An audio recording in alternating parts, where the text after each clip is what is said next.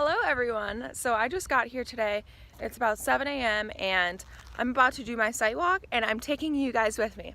So we are the Sustainable Agriculture Project, and some may ask, what is sustainable agriculture and how is it different from conventional agriculture?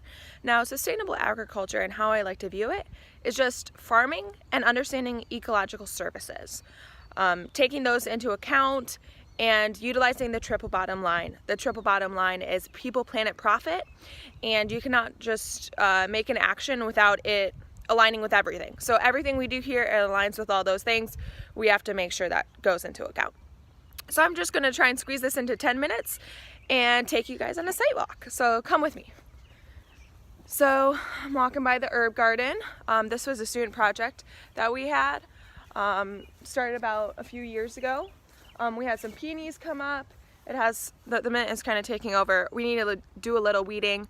And on my site tour, that's what I do. I make a list of everything. I see how everything's doing. I observe, right?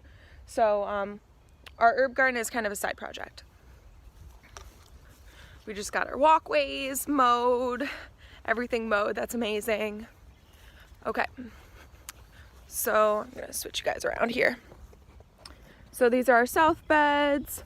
I did seed half of it earlier in the week. The other half got stopped due to the high winds, and I'm doing this by myself, so I thought I'd wait till today to where there's 3-mile-per-hour winds. So here's our squash and zucchini. Germination seemed to do pretty well. Everyone's coming up. I did come through yesterday and thin real quick, and it seems to be doing them pretty good. So I'm just gonna come through, and any others I'm gonna plop up like that. So good germination. I planted them about every 3 feet. Now, the good thing about small farms is that they are very adaptable, especially with the coronavirus that just happened. Your market's changing. So if you're a small farm, you're able to adapt. Bigger farms, they're not able to adapt as easily.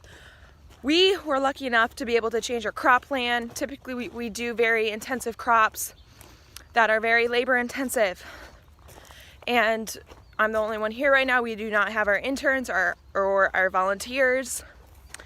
So we changed our crop plan to do crops that have high yields, crops that have very low processing times, and crops that take up a lot of feet. Don't need a lot of weeding. So we're not doing anything like lettuce, carrots, beets. Oh no, we're doing things like squash, pumpkins, melons, things that take a lot of time. And this is how I'm able to farm 1 acre of beds. So now we're to our north beds. These are them. We just got our lawn cut. Oh yeah. And I came through here earlier in the week. We did our pumpkins here, if you can see. Can you see? There. But I need to come through again. The grasses are easily coming up very quickly. Good thing is that our pumpkins are ahead of the game, but if I let it go too long, then they might take over a little bit. So this is our beautiful pumpkin patch. And then these are our alleys. Right now it's very overgrown, but what we do have right here are trees, a row of trees, and then 3 rows in between. So we put in a funding request and we're hoping to get it approved, where we can, the point of alley cropping is taking advantage of our energy, the sun. And so if we just have 1 row spaced every, 20 feet, we still have all this room. So what we're gonna do is we're gonna do strawberries on the outside rows, and in the middle we're gonna do a tall, viney, bush, something like grapes or blueberries, raspberries. So that's the point of alley cropping on our site. And then here, it's kind of an overflow, of the squash and pumpkins. And then here, going to be seeding some flowers this week. So when the university opens back up, hopefully in the fall, we'll be able to distribute them with a lot of flowers to hopefully lighten the mood a little bit. We'll see. Or when the farmers market opens, which is hopefully at the end of July, then we'll be able to bring that there. Now this is typically where our class and research projects are. It's typically global agriculture sustainability and sustainable agriculture practicum. That's where you pick what crops you want to grow, utilize that, and pick what techniques, see what works, see what doesn't, compare, contrast. It's really fun. And I like to think of this as our back little meadow right now. It's only me here and no one else on campus because we're at the stay-at-home order, so we're kind of just doing what we have to do. Oh, you can see a sandhill crane back there. If you can see that. Can you see that? Can this zoom? No, that can't zoom. I'll try and hold it up so you can see the sandhill crane. There's only one. It's by a little pond to the center of the ag field. Okay, here's us. I'm gonna let it go. All right. Hopefully you guys could see that a little bit. That's pretty cool. So let's see. So right now we're walking up on our community garden. Now it's overgrown a little bit because no one's allowed here other than me. So once the fall, once we all go back to school in the fall, we'll mow this down. I didn't want to touch it because people still have some of their perennials in here. People still have some of their tomato cages in here, so I didn't want to touch it. They didn't have time to come and grab theirs. So we're also walking up on our herb garden. I mean, not our herb garden, pardon me. Our solar dehydrator. This was a student project, and this is actually one of the ways to preserve food. So let's say, for example, we take the things from our herb garden. That was the first thing I showed you. And what if we want to dry it? What if we want to do dried herbs and make a tea? What if we want to do spices? What if we want to make an herbal salve, which we've had students do before? What if they want to do makeup? Whatever. They cut it, process it, put it in here, let it sit for 6 days, and take it out, and voila, it's done. So I have had some things in here. So yeah, I did put these in here. I kind of forgot about these, but these are really tiny sunflowers from last season. I left them in too long, so they're a little damp and wet a little damp and wet because this was open. The wind knocked it over and it kind of broke our latch that holds it closed. So everything's a little damp, but that wouldn't have happened if this was closed during the storms. It would have actually been very dry and brittle, so you could crumble it up and use it for whatever you want. And this is a great way to preserve your food, no matter what. There's so many different ways to preserve your food, whether it's dehydrating, canning. There's so many different ways. And being a farmer, you really want to look into, you have a lot of produce. Let's say if you don't sell everything, if you don't use it all, let's say you produce too much. Well, the good thing is that you have food preservation methods that you can use. And so that makes it extend into the fall, winter, and it's much more sustainable, it's much more resilient. You can get by. You just have to produce a lot, I guess, if you want to eat all of your stuff. So this is hoop house 1. This is the first hoop house. Right now, these babies were overwintered. And so were these turnips. These turnips are about, probably have 1 week left. And we have tomatoes in the middle of them. Now, this season our tomatoes have been shocked. And it's because we had this really hard frost for 3 or 4 days. And we shut everything down like it was winter. And it still gave them a big shock. But also they came from the greenhouse on campus.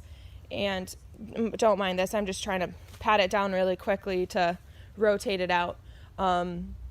Yeah, they're in the greenhouse on campus, and when they came into that freeze, they just took a really big shock, and it's taken them a really long time to bounce back. Now, I did give them a foliar spray that's diluting a solution and putting it on our sweet babies.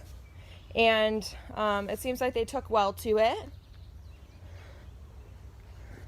and I've been pruning, which means taking off, if you can see, I hope you can, taking off these little babies to encourage vertical growth. And that really maximizes production, which means that you get more profit. So that's how small farmers do it, especially if they have infrastructure like a hoop house to hook it up to. This is our trellising system. So now we have beets here, and a lot of these under the tomatoes are going to rotate out because they have about 1 or 2 weeks left. They're starting to compete with these tomatoes, especially back here. These beets are really, you can tell these tomatoes aren't doing as well as the ones in the front because these are competing with them, and I need to get them out. Now this kale is similarly competing, but the good thing is that I cut them down every week and it's not as bad. We're seeing a lot better growth over here, but it's not as stable. It's not as stable. So that's what my goal is for the tomatoes, is to get their production and growth more stable. Now I had to cut some back, and they sent offshoots, so some in a way kind of restarted the whole thing. So that's why they vary so much in height. But hopefully stability sometime soon. So now this is hoop house 2. We have a lot of peppers. I came and pruned and trellised in here. Now we also have carrots that overwintered, and they are competing with the peppers too. Now what I did is I weeded around the pepper, and I took out some carrots in some beds because they were ready. So now I'm hoping that, I just did that a few days ago, so I'm hoping to see some kind of good outcome from it. I think that will do the trick because, once again, over competing, they're just, look at how close they are. I need to get those babies out. So here are our peppers, and I do also need to give these peppers the same foliar spray to kind of give them a boost. They all kind of got shocked by that 3-4 day frost that no one anticipated. So now back here we have our cucumbers that I still need to weed, hopefully on Monday next week, but they are doing great. They're really starting to take off, and I need to put some trellising up for them and they'll be good to go. So okay, I hit 12 minutes. That's not too bad. Now that's about all that I look at on our typical site tour to kind of see what I have to do for the day or the week, or to see how to divert interns or volunteers or all that good stuff. So now I have a good idea of what I need to do. I need to do some trellising. I need to do some weeding, some weeding on the cucumbers and trellising on the cucumbers. I need to, I need to cut down some of the carrots. I need to do a little bit of thinning so our peppers can do a little bit better because they're just competing too much. And I do need to give a little foliar spray on those peppers to give them a little energy, to give them a little oomph, you know? They need something. So now I'm gonna show you guys real quick before we end the tour our little transplants that I'll be putting in today. So we have more melon, more watermelon, more cantaloupe, and then under here we have cabbage. So now the cabbage will go in the south field right there. Meanwhile, the watermelon and cantaloupe will be going in the alley, the extra alley, the overflow that I was kind of discussing.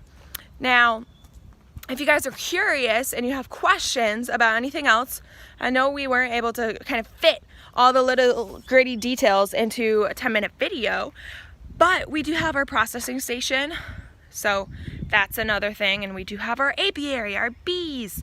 There's so many different things here at the SAP, and I could just take up hours telling you guys. Now, if you have any other questions and you want me to go further in detail, please ask, because I'm more than happy to. Thank you. Bye.